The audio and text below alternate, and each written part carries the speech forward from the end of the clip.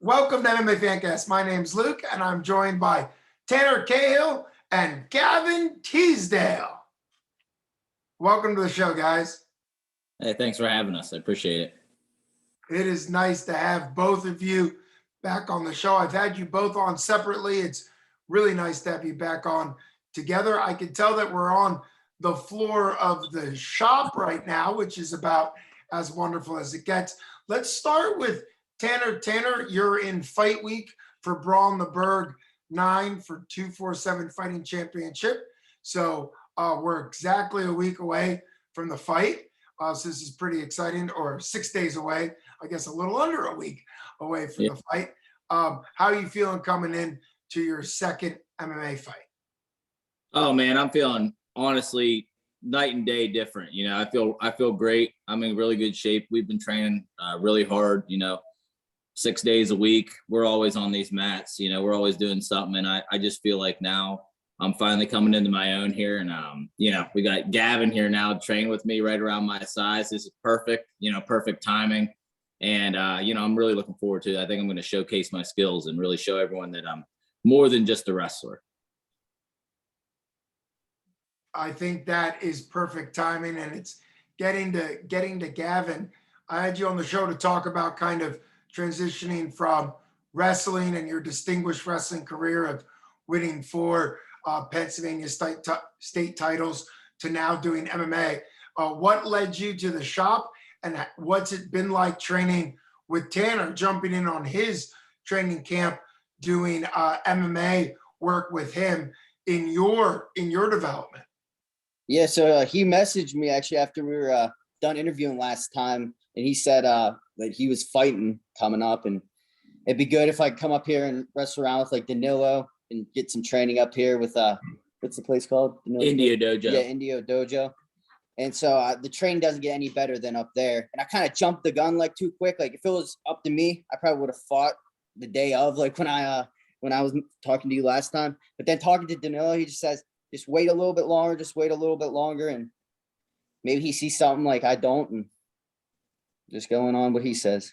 Yeah, trying to get prepared, basically, get ready to fight. A lot of guys will jump in, and with the wrestling credentials he had, he's probably going to beat everyone he's going to fight right out of the gate.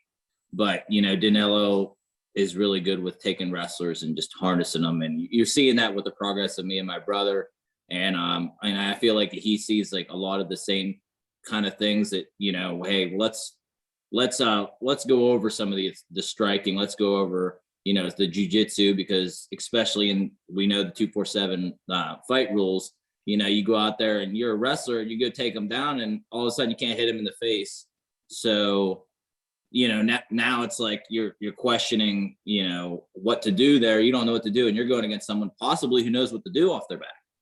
So it's kind of a disadvantage for the wrestler if you look at it in that perspective, because you can't really, there's no way to finish the fight on top. Yeah, and in a pure wrestling sense, to be on top without a pin being a finish is the evolution of MMA, right? That wrestling gets you to that control, and then you have to do something with it, which is why jiu-jitsu blends so nicely with wrestling, because wrestling puts you in the positions. For Gavin, what have you liked learning so far being at the shop? What has been a nice thing for you since transitioning into jiu-jitsu? Like I didn't know a lot about that before I really got involved with like Danilo, like that caliber. Like I've been rolling around with like some like guys, but nowhere near the guys up there at Indio. So just getting like better at that, and making sure like I'm ready and prepared. I'm in the best shape of my life right now. And when the time's ready, I'm going to be ready. And for you, Tanner, one thing we talked about after your debut fight was how much time you spent on the ground really working on body strikes and trying to institute an early version of ground and pound. How much more of that do you want to show in your second fight, using your ability to wrestle and control, but also to want to be dominant on the ground with strikes? So far, they're very limited, but how much more of that do you even want to use in this second fight? Honestly, I'm in this second fight, I'm predicting a first round knockout. I think my hands have gotten much better. I think I'm going to knock this man out. But if it does go to the ground, I will be taking him to the ground. And when I'm not going to be trying to strike and hit him in the body again. I was kind of, Danilo didn't really like what I was doing. It was like, I went right back to the wild man. He's trying to harness me and teach me how to do techniques. And as soon as I got out there to fight, I just attacked the guy, and he's like, you got to think, you got to be smarter. And my jujitsu's, definitely getting a lot better.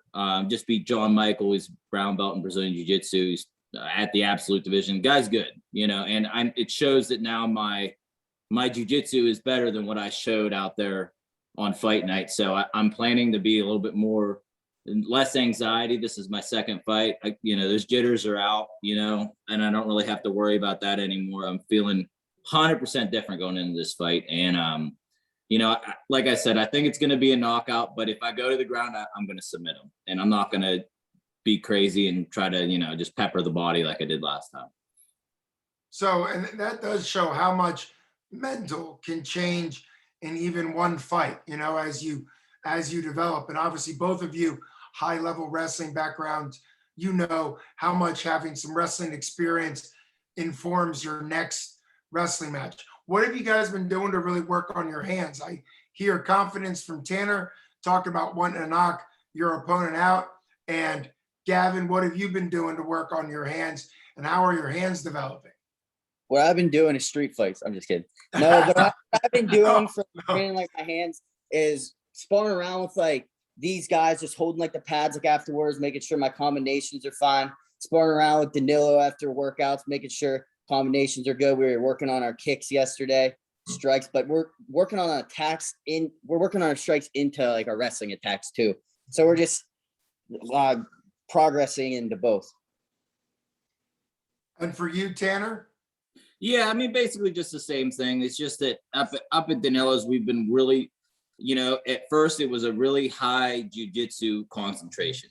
And I think for this fight, he's seeing a lot of things in my explosiveness that maybe we should be working more on the feet. So we started picking up with, combinations of takedowns, like Gavin was saying. We're working on, not just always attacking, even though we have that. He's like, it's a tool that you have to just go at someone and pin your ears back, but we're not going to use that. We don't want to get hit, and that's we've been doing a lot of drills on how to not get hit, and just basically transitioning into a striker, and I feel as if it's now to the point where I've drilled it enough that I can go out and perform. And I think last fight, it just, 2 years wasn't quite, enough. We weren't doing it consistently. And now I feel like that, it's been a few months of just consistently striking along with grappling. I think that now you're going to see a big difference. And to see somebody like you with your wrestling background transition into a striker in the world of MMA is really where I think dominance brings up. Like DC ended up winning fights by strikes, even though he was a incredible wrestler. And I think that's what eventually happens, is wrestling in MMA ends up becoming so dominant when the striking catches up, which is great. Yeah, I mean, you got to think that's, wrestlers have this like uncontrollable power. The reason why jiu-jitsu guys don't like dealing with wrestlers is because of the pressure. That's why Danilo wants to work with wrestlers. And that pressure is actually power, and, it's hip strength. That's where it comes from. So if you can teach a wrestler how to throw, they're going to throw hard. You see a lot of guys in the UFC where, they were good wrestlers, and all of a sudden now Justin Gaethje's got a hook that people are scared to death of. You know what I mean? Now he's basically a stand-up fighter because he hits so hard. So that's like part of like what I think we're getting into. And Gavin, what's your favorite strike you're learning? Is it a certain kick? I'm getting good at the left hook right now, but I'm working on my overhand right. But it's just like combinations, like I said, into like my takedowns. It's all going to come hand in hand. But there's nothing, because a good fighter, like when they go out there, they don't know what they're going to hit. They just, whatever the guy's giving them, their opponent, that's what they're taking. So if you're going out there like, automatically thinking about what you're going to do, you're already beating yourself in like your head. So I don't know like what I'm going to hit. I just, whatever's open, but they better be a flow. There has to be a flow in striking that is very, like you talked about, fluid. Compare for you, Gavin, given your high school career, and did you ever get into a pattern in wrestling where you kind of knew what you were going to do because you had a certain chain of wrestling techniques that worked for you? And is this something that you like better now that you can't kind of predict what's going to happen? Well, yeah, like I like when coaches say, like, before you go out there, oh, he got this takedown, he got that takedown. Honestly, those are like the worst wrestlers, like my opinion. I know like what I'm good at, and I have like speed, and I'm very good from like the outside. But based on what I know in the back of like my head what he's good at, but I'm going towards my offense like the whole time. So I respect like what he has, but I'm getting to my stuff and like what I'm like good at, and it's just all off of the feel and what he's giving me and how his reactions like are. It's like a chess match. You're thinking one step above your opponent. Yeah, and it's good to see, Gavin, your fight IQ transitioning from your high level of wrestling into what MMA does. And I think that's what Tanner was getting to, that good wrestlers, not only is it their hips physically, but it's also their mind, the ability to plan both offense and defense in multiple levels, I think is what makes MMA fighters that were wrestlers so good, because there's also multiple levels. For Tanner, what do you want to show this Saturday? Just, I mean, I clearly showed last fight that my conditioning was up, you know, and I didn't like the fact that I had to go the distance, you know, but the kid was tough, you know, he was hanging on, he was strong, and his striking, you know, being 5'10" was a little bit, you know, I had to respect it. But we went the distance, and it wasn't what I wanted to do, but I want to get a finish, and that's what I'm going to do. So, you know, you got to make yourself exciting. You know, if you want to project your career the way we're going, we're trying to make it to the big leagues. We're not trying to stay in small leagues forever. And I think that it's going to happen quicker, you know, quicker than we might even anticipate. But what I got to do first is I got to go out there and knock this guy out. And that's what you're going to see on Saturday. And that's a great prediction. I can't wait to be cage side to call your fight, Tanner. It'll be a privilege to see you in action. Gavin, what experience in grappling or in sparring have you had up against a cage or a wall? And what do you like about having something against your back to turn off of and things like that, coming from a wrestling world where you didn't have any type of a wall or a cage? Yeah, my back's not going to be against that cage. It's going to be his back against that cage. But it's going to benefit me by like either blast doubling him into it and then pulling him off of the wall, just like takedowns like that, or I get a combination backing him up into the cage and I get my takedown like that. It's going to benefit me because it's easier to get a takedown. If you back a guy up into the wall, how hard he can't sprawl. Where's he going to sprawl? I mean, you're going to get to his legs, then I'm going to get to my ground and pound. But one thing our coach loves is when we stick to striking. He hates when we wrestle. I'm just kidding. No, he hates like when a lot of these fighters go like out there and they're good at either jiu-jitsu or striking or wrestling, and then they do the exact opposite. Like when they're out there, like they think like they're strikers. There's a lot of these wrestlers. I don't want to mention names or anything, but they transition to MMA and then they think they're strikers all of a sudden. Yeah. What got you into there? You're freaking wrestling it, so you got to know like what you're good at before you go out there, and not letting the people or whoever else in your corner get to you. Well, and it's something that the MMA cage really does bring as an advantage to wrestlers, which I've watched some of your YouTube wrestling that's out there, Gavin, and it always surprised me because of the way the circle is in wrestling, how somebody can basically escape, right? They can get out and then it gets restarted. I can imagine, like you were saying, how good it must feel to be in a cage where somebody can't actually get away and your wrestling will catch them. Yeah. Well, the thing with like wrestling is like we're so much more intense than like the regular like person. Like we go 0 to 100. Like when my first jiu-jitsu workout, I was slamming people like through the ground. Like I wasn't going easy. And even like I didn't know like what the hell like I was like doing there for like a little bit. I just knew I was on top of them and I had them on their damn back and I was trying to inflict pain like on. But when I rolled around with Danilo, and I was like, holy shit, I didn't realize how much I was out of position until like, I was getting caught in like different like things. Like wrestlers, they like to post a lot. And what happens when you post in fighting, you're gonna get armbar. Wrestlers, they like to last double leg and drive the guy into like the mat, and there's a triangle that's open like right there. So just certain things like that, it just takes time to get that experience. But it's just that progress, and then having the right people around you through it. Yeah, and Gavin, it's really great to see your mental game, like I said, where you're able to see that, yeah, wrestlers do have some standard weaknesses. Like you said, posting, you've got to get rid of that. So where are you learning to put your hands now? Just flowing. It just has to do with like flowing. And so the wrestling's the opposite of jujitsu. Like the stuff that's like legal in like wrestling is illegal in like slams. And then stuff that's like legal in jujitsu or legal in wrestling. Yeah, they contradict each other. Yeah. Jiu-jitsu, like, there's a lot of things in jiu-jitsu. Basically, in my mind, jiu-jitsu is illegal wrestling. Yeah, they're very similar. You think about like in the gi, in no gi, right, which is pretty similar to a fight. It's basically wrestling complete mixed with jiu-jitsu. But the problem is, and I think this is what he's getting at, is guys will just go into that and they're just like, oh, okay, I'm doing no-gi grappling. It's like, well, you didn't learn the sport of jiu-jitsu yet. Yeah. How can you have a belt? How can you be a blue belt without ever putting the damn gi on? You don't even understand what you're doing out there. So a lot of these guys just, are not training right. And I think that under Danilo, we're getting the proper tutelage for a wrestler. And I don't think it's really been seen. I don't think that there's ever been a 4-time state champion that has went and learned jiu-jitsu. And I think that what's going to happen is you're going to see some amazing fighters that are going to start getting pumped out of India.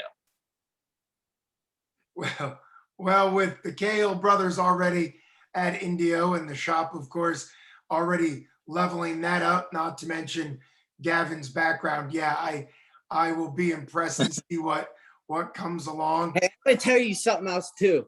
Because Good. there was a little confusion going on in like the last interview. So I was training down there in North Carolina, but I never once went up to that gorilla gym, whatever the hell it's like. Gorilla house. Yeah. I never like once like went like up there and trained. I just kind of made it sound like I was training a guy there so I could get a fight in like right away.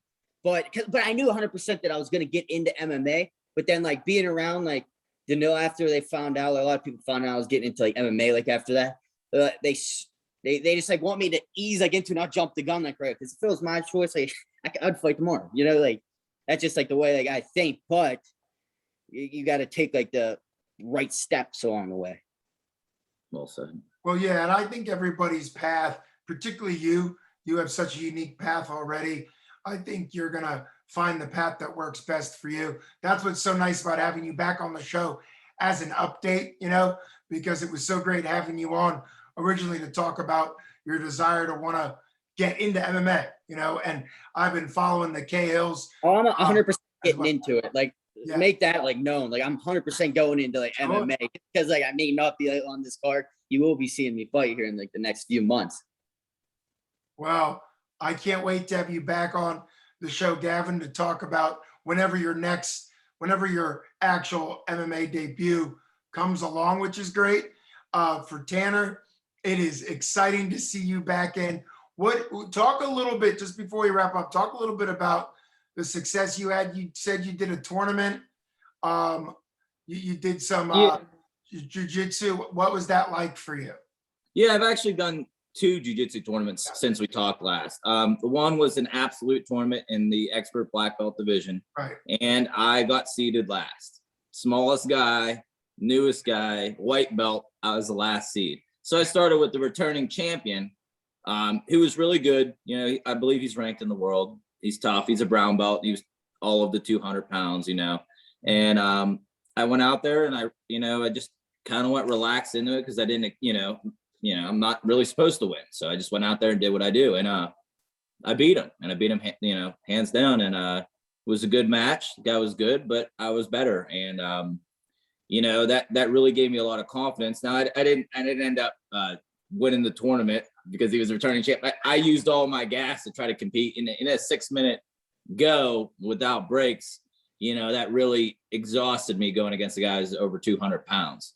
So then I lost my next match. A guy from the Mat Factory is pretty tough. Malik Schumann got me in a Kimura grip. It was tight. And I'm not that big of an ego guy that I'm going to go against someone who's 220 pounds and just see how tough I can be. You know what I mean? I got a fight coming up. So it was a good experience. It was nice rolling with those big guys. And then two weeks later, we took Gavin to his first jiu-jitsu tournament to come see what it was all about. And I took The second. turnaround's quick. Turnaround. It's not like crazy. wrestling where you're getting 45 minutes in between. You're going straight from one match, and then 5 minutes later, when you're still getting a drink of water, they're calling you back. So it's good benefit training. us. But yeah, then I took second in the blue belt division. I'm still a white belt, but I'm trying to bump up and get back different looks at 170 pounds, just trying to feel bigger guys. And then Taylor won his division. He won I think he won blue belt, and then he won the expert no gi. Like he's an animal. It's really, the jiu-jitsu really comes natural to him. But yeah, man, we've been doing a lot of jiu-jitsu. That's, that's one thing that doesn't change with our camps. We do jiu-jitsu and we wrestle because that's what we are. We are not trying to fool anyone. That's what we are good at. But now it's to the point where I think Danilo's going, okay, like these guys are pretty dangerous. Let's start doing some striking. And that's where the confidence is coming from. Because, it's been a big development to get to where I am right now. And now I think the biggest step that I can take from here on out is actually getting better at striking. Yeah, our goal is to be a black belt by the end of this year. Black belt with a few red stripes on it. Gavin's still learning the I love it. I'm gonna have a red belt. I'm gonna have a red belt walking out to my first fight with the 80. Yeah, sure. But Gavin, talk a little bit about what you took away from being present at your first jiu-jitsu tournament. It's different. It's a lot more like slower than like wrestling. Like the fans aren't as like crazy for like one thing. You don't have people in a corner yelling for like one thing. When people would like lose, I guess like a jiu-jitsu, they wouldn't take it as like serious as like wrestlers like would. Like we don't take it to heart. I feel like wrestlers are a lot more hypersensitive than like the regular person. Like we take like stuff real to heart. But it's just it's different. It's a different world. Like jiu-jitsu is a different world from wrestling. Wrestling is a different world from boxing. So just transitioning into all of them, getting a feel of each one. Absolutely. Well, I appreciate you guys taking the time together to come on the show from the shop to give us an update. It's great to have Tanner week of, I think a fight week update interview from you is always so important, and I love doing them. So thanks, Gavin. Thanks for kind of making MMA Fancast your place to talk about your transition into MMA, which I can't wait to continue to have you on and to continue to follow your journey. So hey, I'll be at the fights this week if you want to get an exhibition in. Me versus you. Sure. I heard you're good at kickboxing. Yeah, I a little bit at kickboxing, but I don't think I need to get slammed on my head by you. But you got that height and I appreciate that. The best I'll do is I'll put my arm around you and we can do a little picture together. How about that? That sounds good. That work. All right. You guys take care. Thanks so much for coming on. For everybody that wants to get tickets from Tanner, anybody at the shop, anybody at Danilo's Gym, Indio, to come to 247 Fighting Championships Brawl in the Berg 9 at Monroeville Convention Center, October 23rd. Thanks, guys. Thanks for having us. Yeah, we'll see you. All right.